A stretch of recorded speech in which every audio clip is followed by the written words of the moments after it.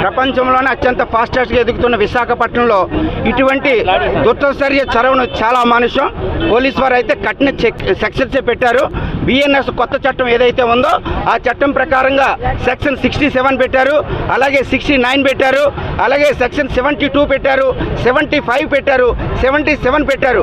అలాగే IT act, information technology act ప్రకారం 2000 పెట్టిన యాక్ట్ ప్రకారంగా అందులో 67A కూడా పెట్టారు. దాని ద్వారా ఏమవుతుందంటే కఠినమైన చర్య ఉంటుంది. మినిమం 20 years శిక్ష పడడానికి అవకాశం ఉంది కాబట్టి కఠినమైన సెక్షన్లు పెట్టారు. ఆ విధంగా ఎవరైతే దోషులు ఉన్నారో వాళ్ళందరినీ కూడా తక్షణమే అరెస్ట్ అయితే చేశారు ఆల్రెడీ. కానీ వాళ్ళకి ఏ విధమైన బెయిల్ ఎవరు కూడా పెట్టకూడదని చెప్పేసి మా న్యాయవాదులకు అందరికీ కూడా మేము తెలుస్తున్నాం. మేము ఇక్కడ అందరికీ రావడానికి ప్రధాన కారణం ఏంటంటే ఆ దోషులు ఎవరైతే ఉన్నారో వాళ్ళెవరికి కూడా మేము బెయిల్ పెట్టము. ఎందుకంటే ఒక లా విద్యార్థి, అలాగే స్టూడెంట్స్ కూడా లా విద్యార్థులే. కానీ ఇటువంటి అమానుష్యాన్ని పాల్పడడం తప్పు అని వాళ్ళు తెలుసు.